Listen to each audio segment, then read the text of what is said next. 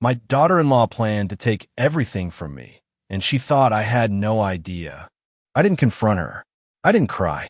I didn't even react. What I did instead was smile. But I'm getting ahead of myself. Let me take you back to the moment everything changed. It was a quiet Tuesday afternoon. The kind of afternoon where the house feels too still, too empty, like it's holding its breath. Since my husband passed 3 months ago, silence had become something I noticed more than I used to. Not the peaceful kind, the heavy kind, the kind that reminds you of everything you've lost. I was in the hallway, just outside my son's home office. The door wasn't fully closed, just slightly ajar. I wasn't trying to listen. I really wasn't. But then I heard my name, and something in the way she said it made me stop. "We can't wait too long," my daughter-in-law said, her voice low but sharp. "If we delay, she might change things." I froze. Change things? There was a pause. Then my son spoke. "Are you sure everything's ready?" His voice sounded different. Tense. Careful. "Of course I'm sure," she replied. "The paperwork is already drafted. Once she signs, the house is legally ours. After that, we can move her into assisted living. It's cleaner that way." Cleaner. I had never heard someone use that word to describe removing a person from their own home. My hand tightened slightly around the edge of the wall. I should have walked away. I should have pretended I didn't hear. But I stayed, because something deep inside me already knew. This wasn't a misunderstanding. This was a plan. "What if she refuses?" my son asked. Refuses. So he knew. Of course he knew. I closed my eyes for just a second. Not in pain. Not yet. Just to steady myself. "She won't," my daughter-in-law said with quiet confidence. "She trusts you. You just have to present it the right way. Say it's for her safety, her comfort. You know, all that emotional stuff." I could almost picture her shrugging. Casual. Detached. As if she were discussing furniture, not a person. Not me. "And if she still hesitates," she added, "we can remind her how expensive this house is. Utilities, maintenance, it's too much for someone her age anyway." Someone her age. I let out a slow breath. 72. Years old. Widowed. Living in the house I had built with my husband over 3 decades. And somehow, that made me disposable. Inside the room, my son didn't respond right away. For a moment, just a moment, I allowed myself to hope. Maybe he would say no. Maybe he would defend me. Maybe he would remember who I was, who I had always been to him. But then he said quietly, "Okay." Just one word. But it was enough. Enough to erase every doubt.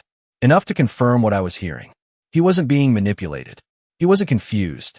He was part of it. I stood there in the hallway, completely still. Not because I was weak, but because I was thinking.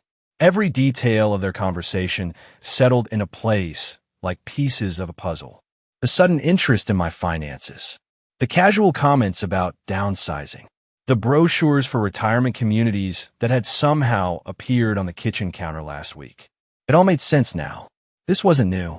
This had been building for a long time. I just hadn't wanted to see it. Inside the office, chairs shifted. The conversation moved on to something else. Something about dinner plans, as if they hadn't just discussed dismantling my life.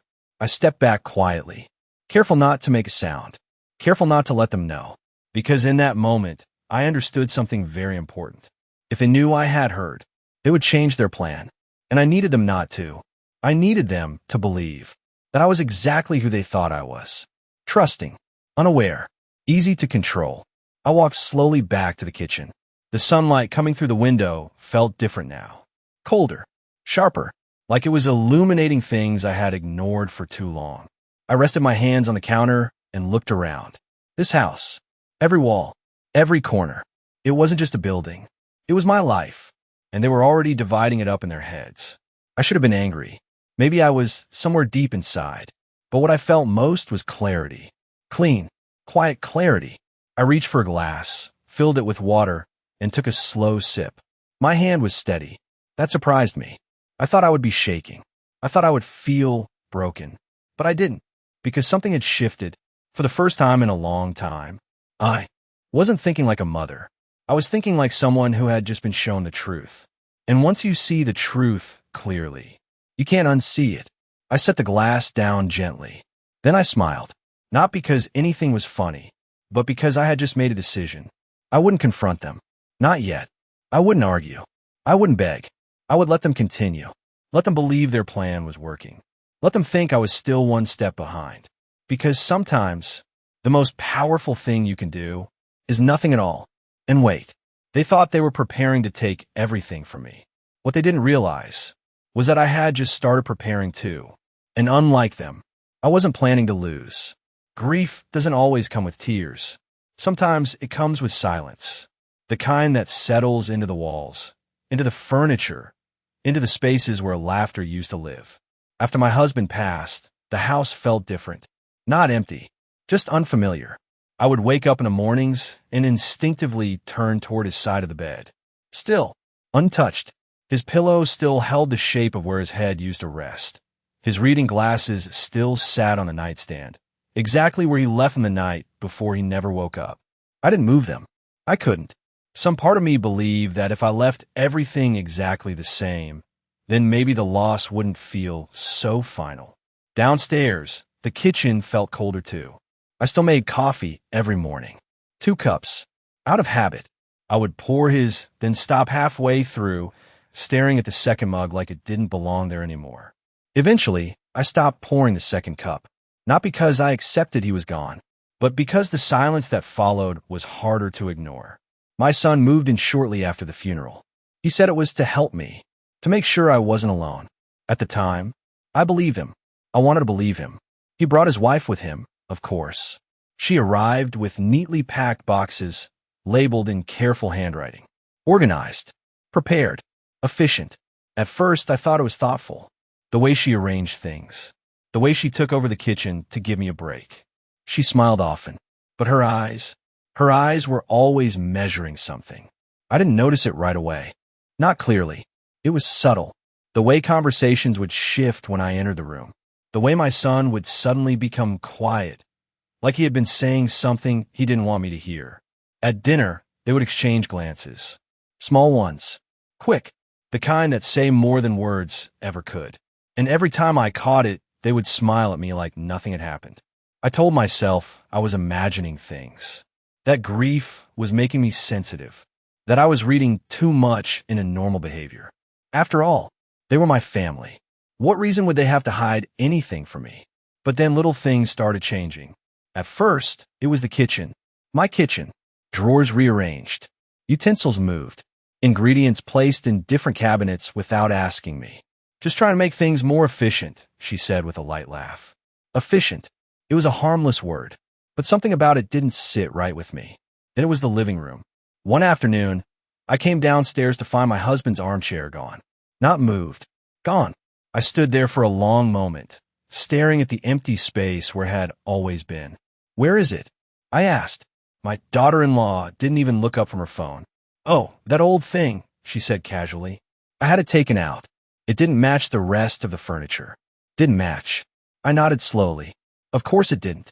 It wasn't supposed to. It belonged to him. To us. But I didn't argue. I just turned away. That night, I sat in a different chair. It felt wrong. Like wearing someone else's clothes. Unfamiliar. Uncomfortable. But I said nothing.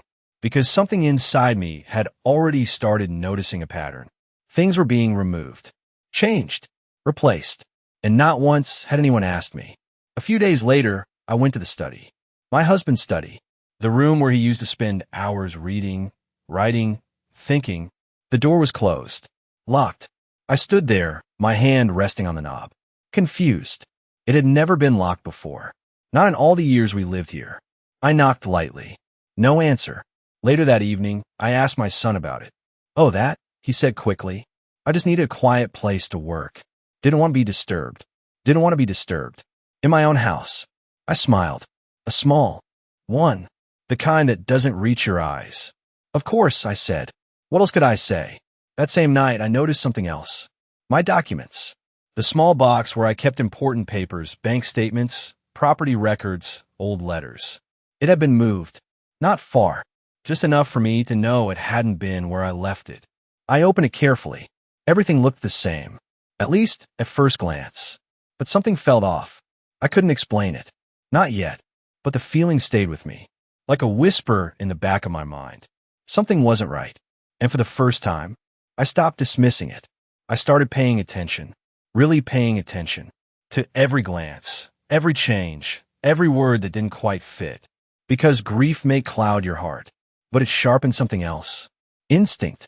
And mine was telling me. This wasn't about helping me. This wasn't about family. This was something else. Something quieter. Something more deliberate. I didn't know the full truth yet, but I was getting closer. And the closer I got, the more I realized I wasn't losing control of my life. Someone was taking it, piece by piece, right in front of me. At first, I told myself I was imagining things. Grief does that to people. It makes you sensitive, suspicious, emotional. At least, that's what I kept telling myself. But the longer I stayed quiet, the more I noticed, and the harder it became to ignore. It started with the small things. Always the small things. One morning, I went to the kitchen to make breakfast. Simple, just toast and eggs. But when I opened the drawer for the utensils, everything had been rearranged again. Not just moved, reorganized. Forks where the knives used to be. Spoons in a completely different drawer. I stood there for a moment, staring down at it like it was some kind of puzzle. This wasn't about efficiency anymore. It felt like erasure, like someone was slowly rewriting the way this house functioned. Without me. I closed the drawer quietly and made my breakfast without saying a word. Because by then, I had already started watching. Really watching. Later that afternoon, I walked past the living room and heard voices. Low, careful, the kind of voices people use when they don't want to be overheard. I slowed my steps. Not enough to be obvious. Just enough to. Listen, we need to move faster, my daughter-in-law said. She's still going through her things. If she finds anything, her voice cut off abruptly. A chair shifted, then silence. I kept walking. Didn't stop. Didn't react. But inside, something tightened. Find anything? What exactly wasn't I supposed to find? That night at dinner, everything felt staged. My son asked me how I was feeling. Too casually. Too deliberately. Are you managing okay with the stairs? He said, not looking at me directly. The house is pretty big. There was again. The house. Always the house. I am fine, he replied. And I meant it. Physically, I was fine. But something else was happening. Something they thought I didn't understand. Across the table, my daughter-in-law smiled. That same controlled smile she always used. You know, she said, there are some really lovely assisted living communities nearby. There it was. Not a suggestion. Not really. More like planting a seed. I nodded slowly, as if I were considering it. That sounds nice, I said. Her smile widened slightly. Encouragement. That's what she wanted. Agreement. Compliance. But what she didn't realize was that I wasn't agreeing. I was observing. Every word, every tone, every carefully chosen phrase. Later that evening, I went back to my room and closed the door behind me. I sat on the edge of the bed and let the silence settle. Then I opened my nightstand drawer. Inside, I kept a small notebook. Nothing special, just something used occasionally to write down grocery lists or reminders. But that night, I started writing something else. Dates, conversations, details, everything I had noticed. Because memory can be unreliable. But patterns don't lie. The next day, something happened that made everything clearer. I was in the hallway again, passing by the study. The door was slightly open this time, just enough for me to see inside. My daughter-in-law was standing near the desk, my husband's desk. She had a folder in her hands. Thick, official looking. She flipped through it quickly, scanning the pages like she was looking for something specific. Then she pulled out a pen, signed something, and slipped the paper back inside. My heart didn't race. It didn't need to, because at that moment, I understood. This wasn't just talk anymore. This was action. Real, deliberate action. I stepped back quietly before she could notice me. My mind was already moving. Faster now. Clearer. Because the picture was finally coming together. They weren't just planning something. They were already doing it. Paperwork. Documents. Signatures. All moving forward without me. I walked back to the kitchen slowly, my thoughts steady. Piece by piece. It all made sense. The locked study. The moved documents. The conversations that stopped when I entered the room. They weren't just hiding something. They were executing a plan, and I was supposed to be the last one to realize it. I poured myself a glass of water and stood by the window. Outside, everything looked normal, quiet, peaceful, just like before. But inside this house, something had changed. Something fundamental. I took a slow sip, and then I smiled, because now I wasn't guessing anymore. I wasn't doubting myself. I knew. Not everything. Not yet. But enough. Enough to understand what they were trying to do. Enough to know that I couldn't stay passive forever. But not yet. Not yet. Because the most dangerous mistake they were making was believing I was still confused, still grieving, still unaware. They thought they had time. They thought they were in control. But they didn't realize I had already started putting the pieces together. And once I finished, nothing would go the way they planned. There's a moment in life when suspicion stops being a feeling and becomes a fact. For me, that moment came on a Thursday morning. The house was unusually quiet. My son had left early for work, and my daughter-in-law had gone out not long after. She mentioned something about an appointment, but she didn't specify where. Not that she ever did. I stood in the kitchen for a while, finishing my coffee slowly, thinking, replaying everything I had seen, everything I had heard. And then I made a decision. I walked down the hallway toward the study. The door was closed. As usual, I reached for the handle, paused. For a second, I could almost hear my own thoughts asking me to turn around, to leave things as they were, to stay in the safe space of not knowing. But I didn't. I turned the handle, unlocked. That alone told me something. They weren't expecting me to try. The room smelled faintly of paper and dust and something else. Control. That's the only way I can describe it. The desk was neat. Too. Neat. Not like my husband used to keep it. He had always been organized, yes, but in a lived-in way. This was different. Everything was aligned. Straight. Precise. Like someone had cleaned away more than just clutter. I stepped inside and closed the door quietly behind me. My eyes moved slowly across the room. Bookshelves. Feeding cabinet. Desk. Everything looked ordinary. But I knew better now. I walked to the desk and opened the top drawer. Nothing unusual. Pens. Notepads. A few unopened letters. The second drawer. More papers. Old receipts. Insurance documents. Then the bottom drawer. Locked. Of course it was. I stared at it for a moment. Then I looked around the room. It didn't take long. The key was taped underneath the desk. Hidden, but not well enough. I reached under, peeled it off slowly, and held it in my hand. For a second, I just looked at it. Because I knew, once I opened that drawer, there would be no going back. No more doubt. No more denial. Just truth. I inserted the key. Turned it. Opened the drawer. Inside was a folder. Thick. Official. The same kind I had seen in my daughter-in-law's hands the day before. I pulled it out carefully and placed it on the desk. My fingers rested on the cover for a moment. Then I opened it. The first page was enough. Property transfer agreement. My name was there. So was my son's. And underneath that, a section highlighted in yellow. I read it once, then again, and then a third time, because I needed to be absolutely sure I wasn't misunderstanding. It stated clearly, upon signature, full ownership of the property would be transferred to my son, effective immediately. No conditions, no protections, no safeguards for me, nothing. I turned the page. There was again, legal language, carefully written, cold, precise, and at the bottom, a blank line, waiting for my signature. I felt something shift inside me, not break, not collapse, just shift, like something heavy settling into place. I kept reading. Another document, assisted living placement agreement, pre-filled, my name typed neatly at the top. A facility I had never heard of listed below. Monthly fees outlined. Room assignment details already selected. Everything prepared. Everything ready.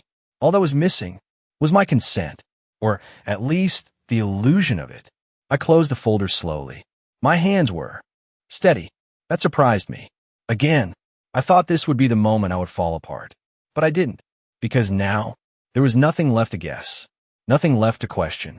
They weren't thinking about it. They weren't considering it. They had already decided. This wasn't a conversation they planned to have with me. It was a process they expected me to follow. Sign here, move there, disappear quietly. I stood there in that room for a long moment. The silence felt different now. Not heavy, not suffocating. Sharp, clear, like the air before a storm. I picked up the folder again and carefully placed it back into the drawer. Locked it. Returned the key to where I found it. Exactly as it was. Then I walked to the door, paused, and looked back once. At the desk, at the room, at everything that used to belong to my husband. To us. And I understood something very clearly. They thought this was their plan, their move, their advantage. But they had made one critical mistake. They had left me time. Time to see. Time to think. Time to prepare. I stepped out into the hallway and closed the door quietly behind me. My reflection caught my eye in the mirror across the hall. For a moment, I barely recognized the woman staring back. Not because she looked older, but because she looked different, calmer, stronger, certain. I smiled, a small one, controlled, because now I knew everything I needed to know. They thought they were about to take my home, my life, everything I had built. What they didn't realize was that they had just shown me exactly how to stop them. And I was going to, not with anger, not with shouting, but with something far more effective, patience. And when the time came, they wouldn't just lose their plan. They would lose everything they thought they were gaining. I always believed one thing. No matter what happened, my son would never hurt me. Not intentionally, not knowingly. That belief stayed with me longer than it should have. Even after everything I heard, even after everything I saw, some part of me still held on to the idea that he didn't fully understand what was happening, that he was being influenced, pushed, manipulated by her. It was easier to believe that, easier than accepting the alternative. But the truth has a way of revealing itself, quietly, without warning. Later that evening, we had dinner together again, just the three of us, like nothing had changed, like no plans had been made behind closed doors, like I hadn't spent the morning reading documents that outlined exactly how they intended to remove me from my own home. My daughter-in-law was cheerful, more than usual. She moved around the kitchen with a lightness in her step, humming softly as she set the table. My son sat at his usual spot, scrolling through his phone. Everything looked normal, carefully, deliberately normal. I took my seat across from them, folded my hands in my lap, and waited, because now I wasn't just observing her. I was watching him. Dinner started quietly, the sound of utensils against plates, the occasional polite question. How was your day? Did you get enough rest? Empty words, filling empty space. Then, halfway through the meal, my daughter-in-law set her fork down. There it was, the moment. I felt it before she even spoke. We were thinking, she began, her voice smooth, measured, that it might be a good idea to talk about the house. Of course, the house. Always the house. I nodded slowly, as if this was a new topic. As I mentioned before, she continued, it's a lot for one person to handle. And we found some really lovely places nearby. Comfortable, safe, with people your age. People your age. I kept my expression calm, interested, almost grateful. And the paperwork, my son added, finally looking up. We can go over that together. Just so everything is clear. Paperwork. There it was. Not a suggestion. A step. A process already in motion. I looked at him carefully. Really looked. At his face. His eyes. Searching for something. Anything. Hesitation. Guilt. Regret. But there was none. Only focus. Only intention. He wasn't confused. He wasn't unsure. He knew exactly what he was doing. And in that moment, something inside me finally let go. Not with pain. Not with anger. Just release. The last piece of denial I had been holding onto quietly slipped away. You think it's best? I said softly. Not a question. A statement. My son nodded. Yes, Mom. It is. Simple. Direct. Final. I leaned back slightly in my chair, took a slow breath, and smiled. A real smile this time. Not warm. Not emotional. Just understanding. All right, I said. Both of them blinked. Again, that wasn't the reaction they expected. You agree? My daughter-in-law asked, her tone carefully neutral, but I could hear the surprise underneath. I do, he replied. And I meant it, because I did agree. Not with their plan, but with something much bigger. The truth. I'd seen it now. Completely. Clearly. Without illusion. My son didn't need convincing. He didn't need protecting. He had made his choice. And now, so had I. Dinner continued after that. Lighter, somehow. They were more relaxed, more comfortable, as if a weight had been lifted. They thought they had won something. Agreement. Control. Progress. I let them believe it, because belief can be useful. After dinner, I stood up and began clearing the table. I'll take care of this, I said. My daughter-in-law hesitated for a moment, then nodded. Thank you, she said. Polite. Satisfied. I carried the plates into the kitchen and set them down carefully in the sink. Turned on the water. Watched it run. For a long moment, I just stood there, listening to the sound, feeling the quiet settle around me. Then I reached for a towel and dried my hands slowly. Precise movements. Controlled. Because inside, everything was changing, not falling apart, not breaking, rearranging, like pieces being moved into their proper place.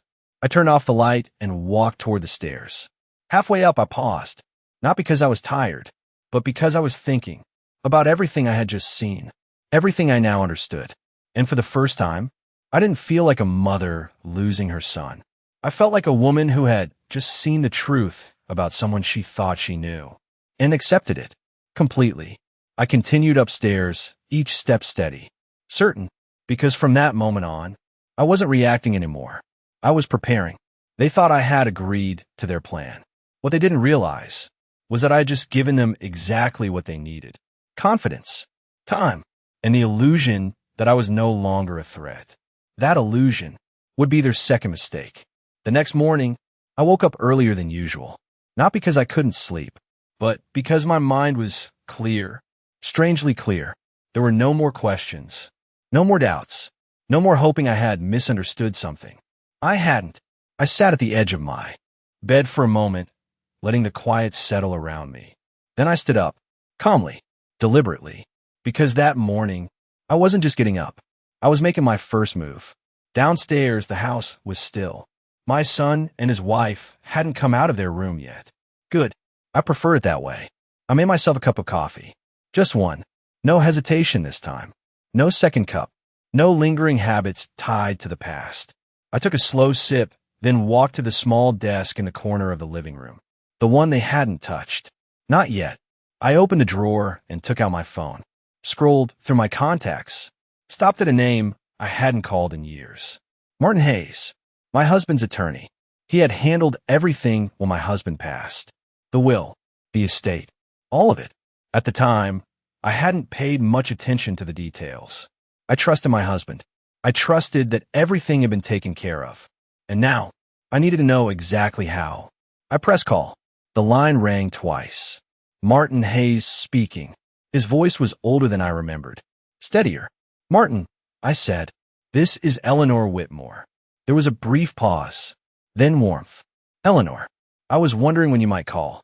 That caught my attention. You were? I asked. Yes, he said quietly. Your husband asked me to expect it eventually.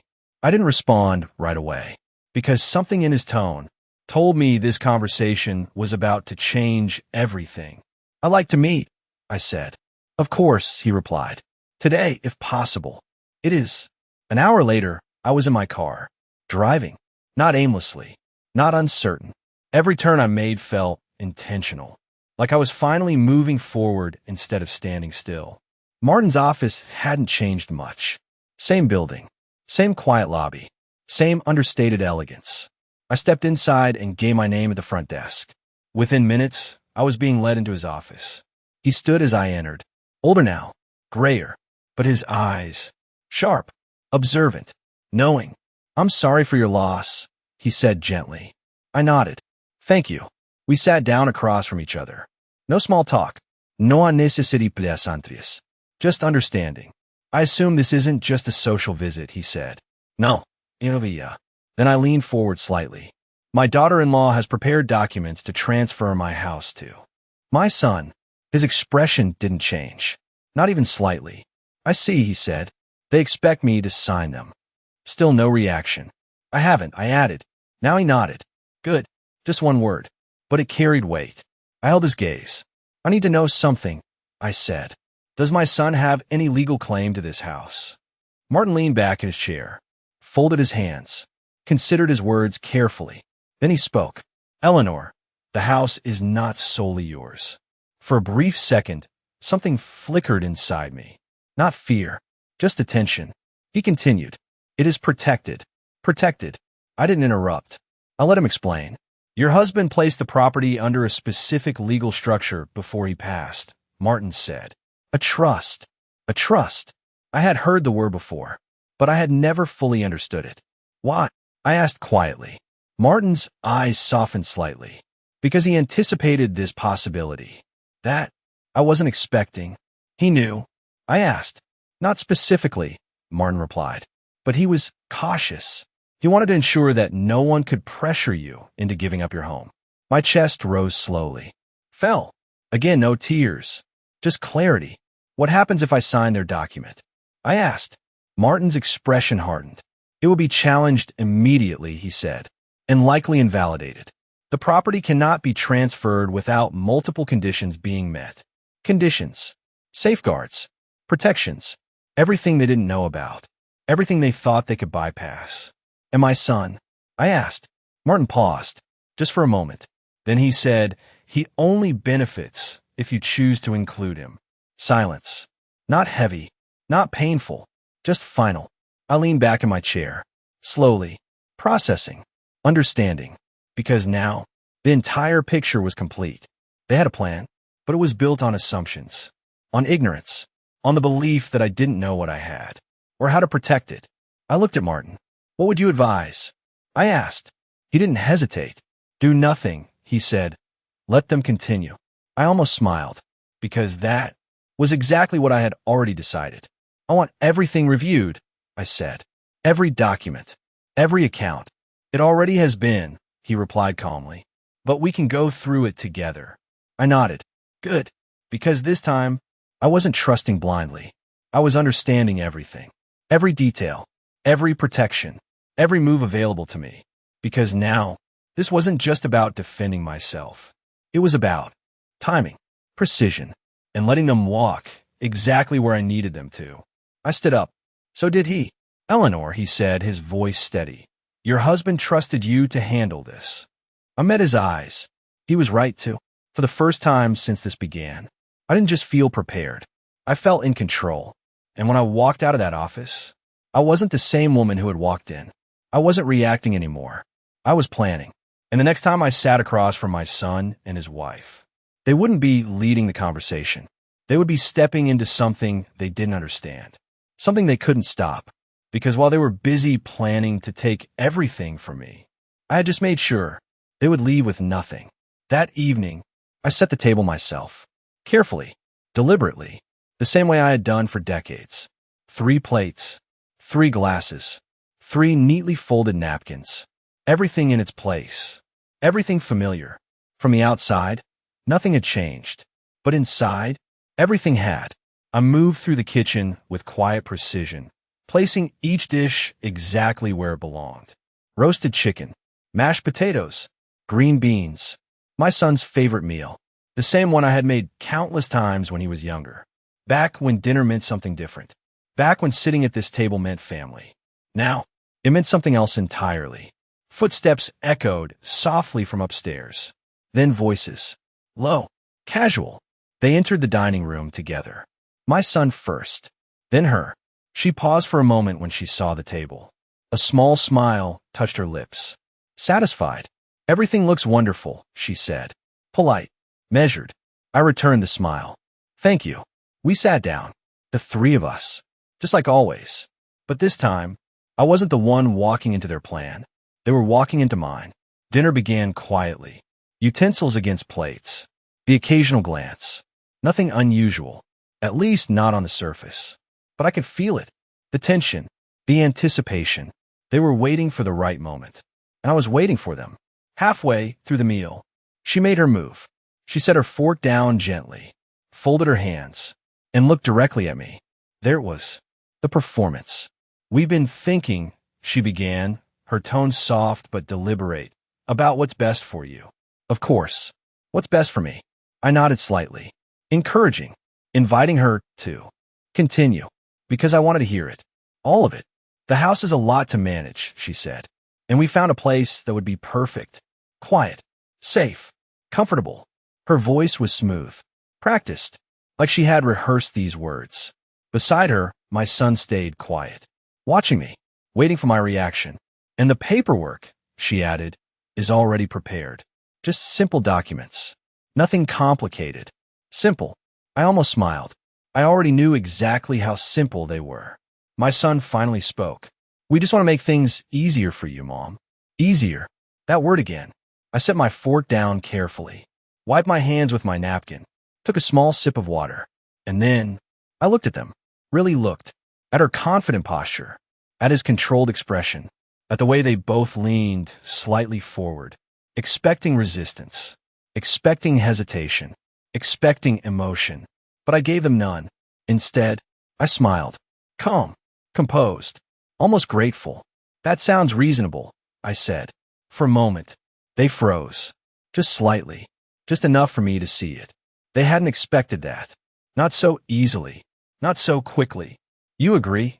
She asked, her voice carefully neutral, but I could hear the flicker of surprise beneath it. I do, he replied. And again, it wasn't a lie. Because I did agree. With something. Just not what they thought. Relief passed between them. Subtle, but undeniable. A glance. A shared understanding. They thought it was over. They thought the hardest part was done. My son leaned back slightly in his chair. Relaxed. For the first time that evening. We can go over everything tomorrow, he said. Make sure you're comfortable with it. Comfortable. I nodded. Of course, I said. My daughter-in-law smiled again.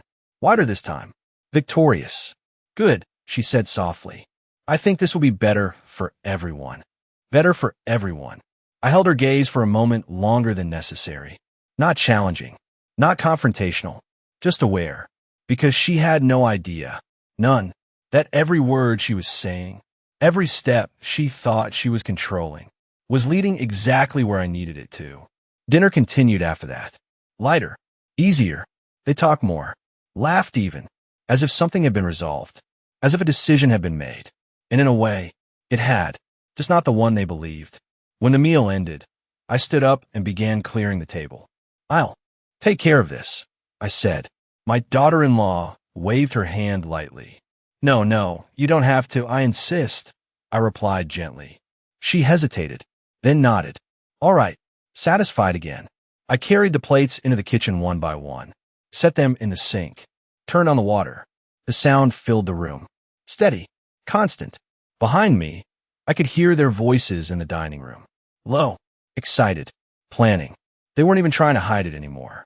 They didn't think they needed to, because in their minds, it was already done. I dried my hands slowly, turned off the faucet, and stood there for a moment, listening, not to them, but to myself, to the quiet certainty that had settled inside me. Then I turned off the kitchen light and walked toward the stairs. Halfway up, I stopped, just for a second, and allowed myself a small smile. Not warm, not emotional, just certain, because they thought tonight was their victory. They thought I had agreed, that I had accepted everything, that I was ready to sign. What they didn't realize was that tonight was exactly what I needed. Their confidence, their certainty, their complete lack of caution, because tomorrow they would bring me those papers. And when they did, they wouldn't just be asking for my signature. They would be stepping directly into something they didn't understand, something they couldn't control. And by the time they realized it, it would already be too late. The house was asleep. At least, that's what they thought. The lights were off. The hallway was silent. The kind of silence that makes every step feel louder than it should. I moved slowly, not because I was afraid, but because I had no reason to rush. Everything I needed was already in motion. I stepped into the living room and closed the door behind me softly. The small desk in the corner sat exactly where it always had. Untouched, unnoticed, ignored, just the way I liked it. I sat down and turned on the lamp. A soft glow filled the space. Warm, controlled, unlike the rest of the house, which no longer felt like mine. I opened a drawer and took out a folder. Not theirs. Mine. Inside were copies. Every document I had reviewed earlier with Martin. Every detail they didn't know I understood. The trust, the conditions, the protections, I ran my fingers lightly over the pages, not reading, just confirming, because this wasn't about information anymore. It was about timing. I reached for my phone, dialed a number I had saved earlier that day. It rang once. Martin Hayes. It's me, I said quietly. I assumed you might call tonight, he replied. Of course he did. I want to move forward, I said. No hesitation. No uncertainty. A brief pause. Then, all right. What do you need? I looked down at the papers in front of me, at the structure my husband had put in place years ago. Carefully, deliberately, as if he had known one day I would need it. I want everything secured, I said. Every account, every document. It already is, Martin replied. But we can reinforce it. Do that. And the house, he asked. I let out a slow breath. The house stays exactly where it is. Of course. Another pause. Then his voice lowered slightly. Do you want to proceed with the clause? The clause. I remember the section he had shown me earlier. Quietly, almost casually. But it wasn't casual at all. It was decisive. Yes, I said. No hesitation. Understood, he replied. I'll prepare everything. I ended the call, set the phone down, and sat there for a moment.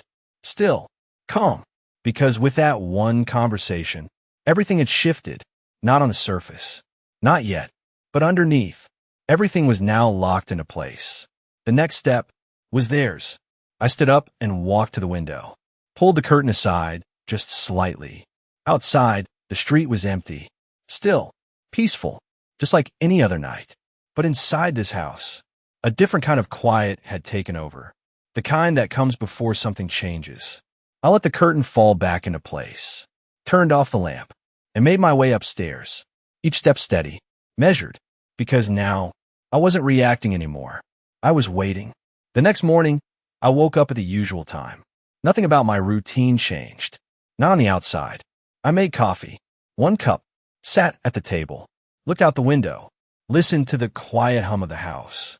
They came downstairs shortly after, together. As always, my daughter-in-law smiled when she saw me. Bright, confident. Good morning, she said. Good morning, I replied. My son nodded. Morning, Mom. Normal.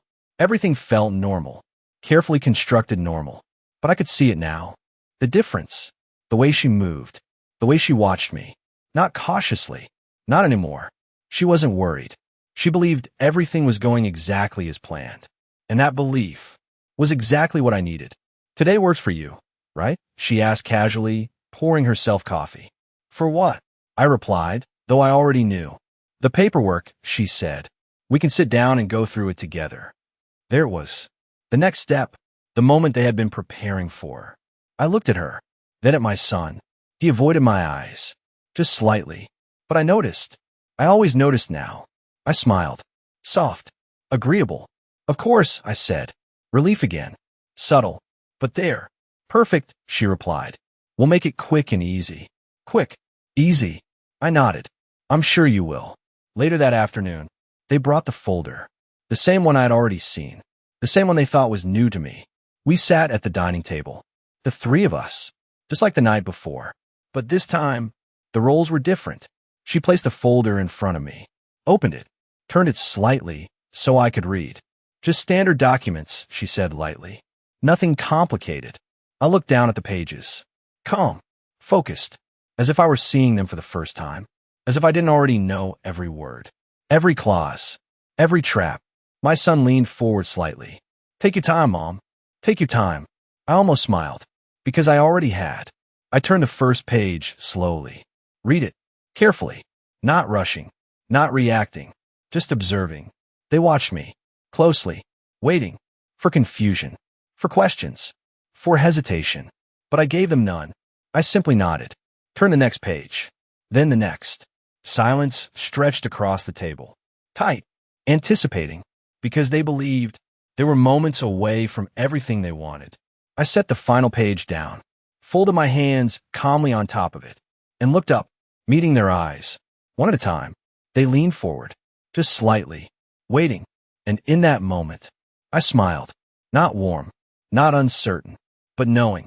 Because now, everything was exactly where it needed to be. And they had no idea what was about to happen next. They were watching my hands. Not my face, not my eyes, just my hands, waiting for the moment I would reach for the pen. Because in their minds, that was the moment everything would become theirs. The house, the control, the future they had already imagined. I let the silence stretch just a little longer. Not too long, just enough. Then I reached forward, slowly, deliberately. My fingers brushed against the pen lying beside the papers. I could feel it instantly, the shift. The air in the room changed. Subtle, but unmistakable. My daughter-in-law straightened slightly in her chair. My son leaned forward just a fraction more. They thought this was it. The final step. The part where I gave everything away, willingly.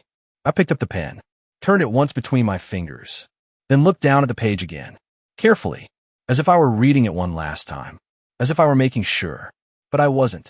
I already knew every word, every clause, every lie hidden beneath polite language. Is everything all right? My son asked. His voice was steady, but there was something underneath it now. Tension, expectation. I nodded slowly. Yes, I said. And again, it wasn't a lie, because everything was exactly where I needed it to be. I lowered the pen toward the paper, paused, just above the line where my name was meant to go. I could feel their attention tighten, focus sharpen. This was the moment they had been working toward, planning, waiting, and I let them have it. I let them believe it was real.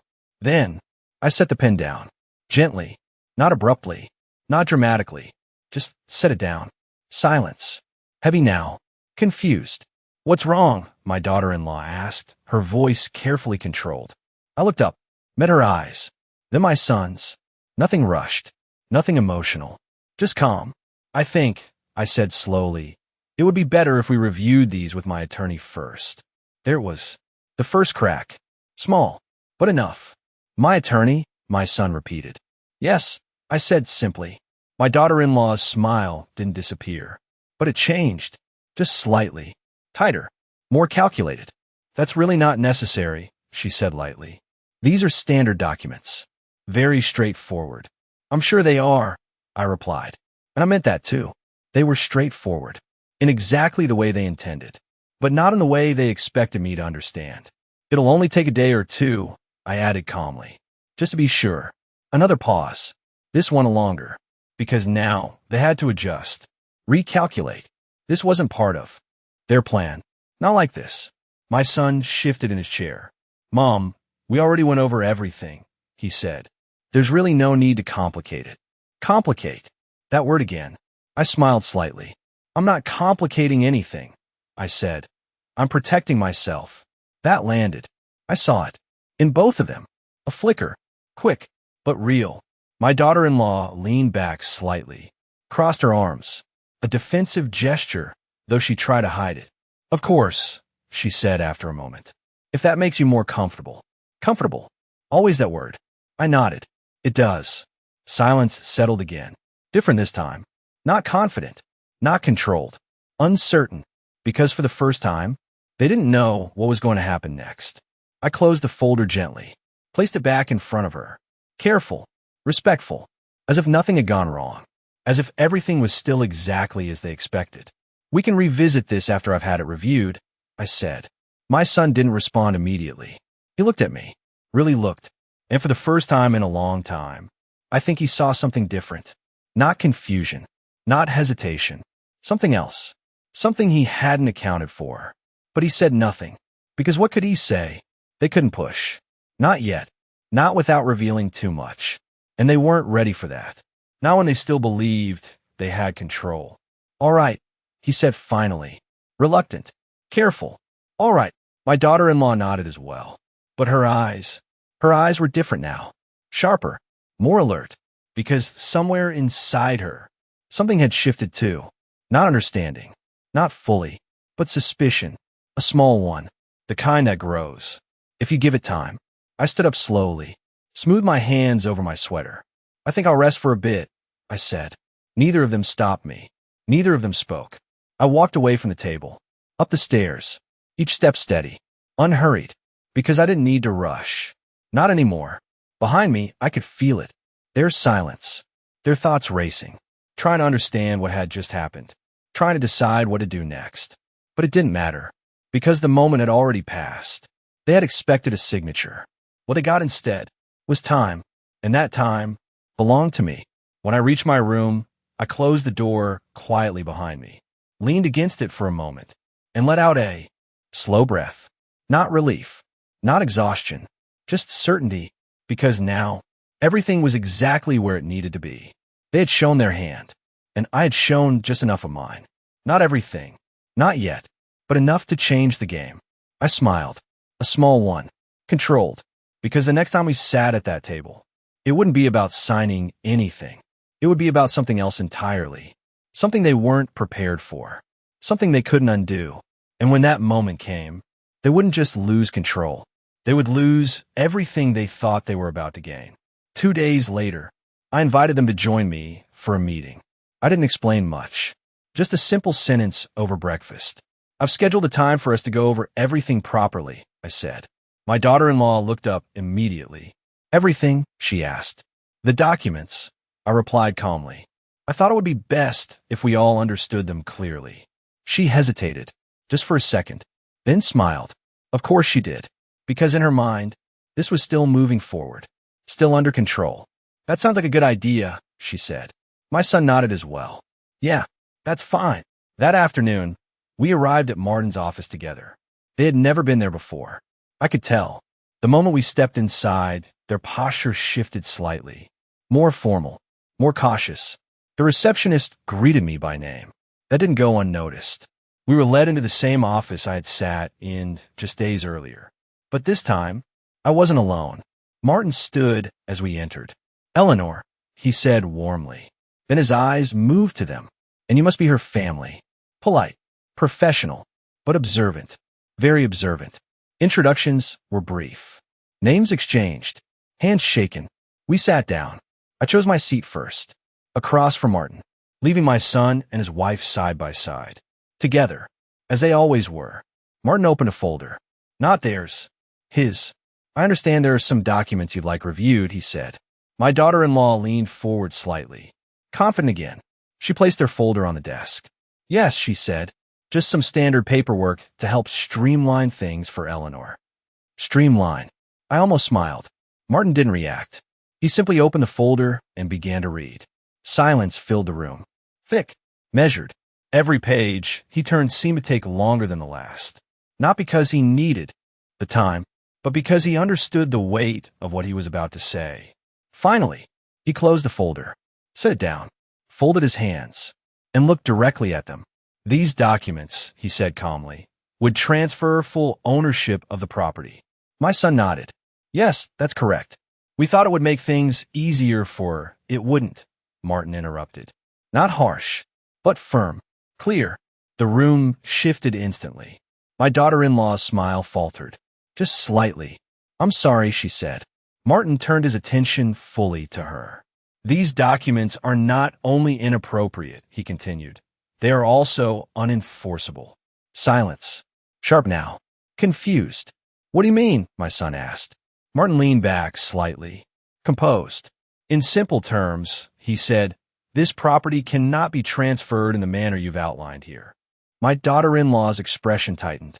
That doesn't make sense, she said quickly. We had them prepared professionally. I'm sure you did, Martin replied evenly. But you prepared them without understanding the legal structure already in place. That word again. Structure. I watched them carefully. The way confusion started to replace confidence. The way certainty began to slip. What structure? My son asked. Martin didn't rush his answer. He opened his own folder, removed a document, and placed it on the desk. Between us. The house, he said, is held in a trust. The word landed. Heavy. Final. My son frowned. A trust. Yes, Martin said. Established by Eleanor's husband prior to his passing. I saw it then. The moment everything started to unravel. My daughter-in-law leaned forward, scanning the document quickly. Her eyes moved faster. More urgently, because now she wasn't in control anymore. This doesn't change anything, she said, but her voice lacked the confidence it had before. It changes everything, Martin replied calmly. He turned a page, pointed to a section. This clause specifically prevents the transfer of ownership without meeting certain conditions. Conditions. The same word I had heard days ago. The same protection my husband had put in place. What conditions? My son asked. His voice was different now, less certain. Martin looked at him directly. Primarily, he said, the voluntary and informed consent of the beneficiary. Silence. Because they knew, they both knew, that what they had planned was neither voluntary nor informed. And more importantly, Martin continued, any attempt to coerce or mislead the beneficiary would result in immediate disqualification from future claims. That was it. The moment. The line that changed everything. My daughter-in-law's face went pale. Just slightly. But enough. Disqualification, she repeated. Yes, Martin said. From inheritance. From financial benefits. From everything tied to this trust. The room went completely still. No one moved. No one spoke. Because now, they understood. Not everything. Not yet. But enough. Enough to know. Their plan wasn't just failing. It was collapsing. He said quietly. Hands folded in my lap. Watching. Not with anger. Not with satisfaction. Just clarity. Because this was never about revenge. It was about truth. And now, the truth was sitting right in front of them. Clear. Unavoidable. Unchangeable. My son leaned back in his chair slowly. His eyes moved from the document to me. For the first time, really looking. But I didn't look away. I held his gaze. Calm. Steady. Because now, there was nothing left to hide. And nothing left to fear. Silence filled the room. Not the quiet kind. The heavy kind. The kind that presses down on you, leaving no space to breathe. My daughter-in-law was the first to react. This doesn't make sense, she said quickly, her voice tight, controlled, but barely. There must be some mistake. Mistake. I almost smiled. Martin didn't. There is no mistake, he replied calmly. She shook her head slightly, flipping through the document again, faster this time, as if reading it differently would somehow change what it said. It doesn't say that, she insisted. It doesn't say we'd be disqualified. It does, Martin said evenly, pointing to the clause again. Right here. Her eyes followed his finger. Stopped. And, for the first time, she didn't have an answer. Beside her, my son hadn't said a word. Not yet. He was staring at the paper like it had just rewritten everything he thought he knew. Mom, he said finally. Just that.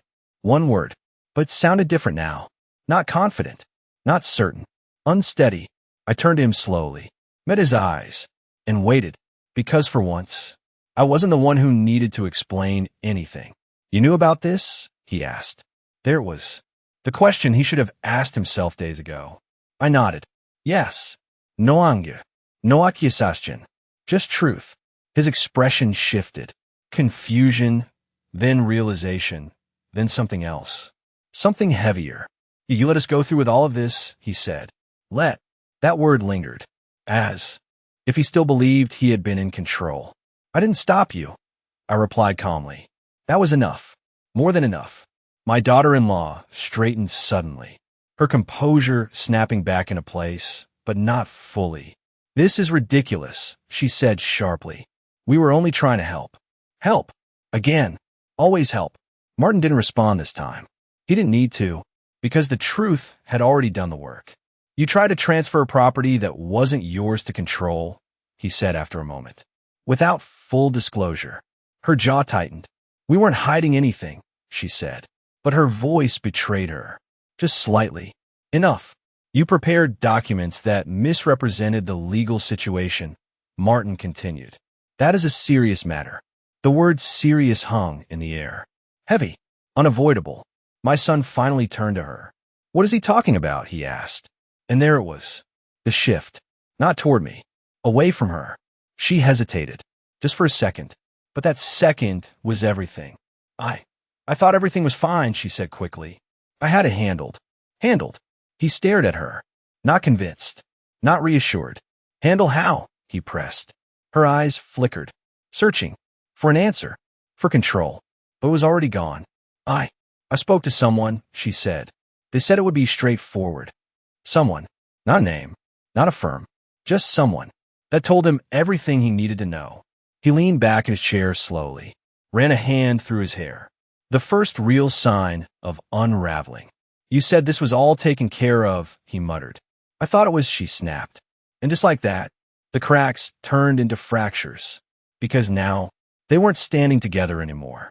They were turning on each other, trying to figure out where it had gone wrong, trying to shift blame, try to recover something that was already lost. He sat quietly, watching, not satisfied, not triumphant, just still, because this wasn't about watching them fall apart. It was about understanding that they already had. Long before this moment, this was just where it became visible. Martin closed the folder calmly.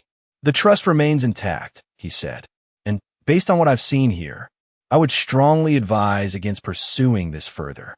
Advise. Another careful word, but the meaning was clear. Stop. Now, before it gets worse. My daughter-in-law didn't respond. She couldn't. Not without making things worse. My son looked at me again. Different this time. Really different.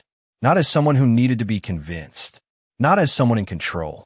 But as someone who had just realized he had made a mistake. A serious one. Mom, he said again.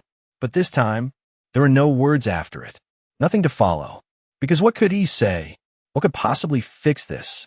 I held his gaze. Calm. Steady. And said nothing. Because I didn't need to. The silence said everything. After a moment, I stood up. Slowly. Deliberately. I think we're done here, I said. No anger. No raised voice. Just final. No one argued. No one stopped me. Because they couldn't. I turned and walked toward the door. Each step light. Unburdened. Because for the first time in a long time, I wasn't carrying anything for them anymore. Not their expectations. Not their plans. Not their consequences. Those belonged to them now. And as I reached the door, I didn't look back. Because I didn't need to. Everything behind me had already fallen apart. The drive home was quiet. No one spoke. My son sat beside me in the passenger seat. His wife in the back. For the first time since they moved into my house, they had nothing to say. No plans. No suggestions. No carefully chosen words. Just silence. But this time, it didn't belong to me.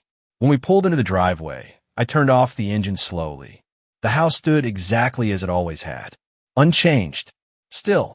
Waiting. I looked at it for a moment. Not with nostalgia. Not with sadness. But with clarity. Because now I understood something I hadn't before. A house isn't what makes a family. And a family isn't defined by who shares your name. I opened the car door and stepped out. The air felt different. Lighter. Behind me, I heard their doors close. Footsteps followed. But they didn't walk beside me. They stayed slightly behind. Uncertain. Careful. As if they didn't know where they stood anymore. And they didn't. Inside, everything was exactly where it had been. The same walls. The same furniture. The same quiet. But something had shifted. Not in the house. In me. I walked into the living room and set my purse down. Then I turned to face them. Both of them. Standing there. Waiting. For something. An explanation. A reaction. A decision. I gave them none of those things. Not first. Instead, I took a slow breath and spoke calmly. You'll need to make arrangements, I said. My son frowned slightly. Arrangements? He asked. Yes, I replied. For yourselves. That landed. Hard. My daughter-in-law's eyes widened slightly. What do you mean? She said. I held her gaze. Steady. Unmoved. I said, you'll need to find somewhere else to live. Silence. Sharp. Immediate. You can't be serious, she said. But her voice didn't carry the same certainty it used to. I am, I replied. My son stepped forward slightly. Mom, wait, no, I said gently. Not raised. Not harsh. But final. I've waited long enough. He stopped. Because something in my voice told him.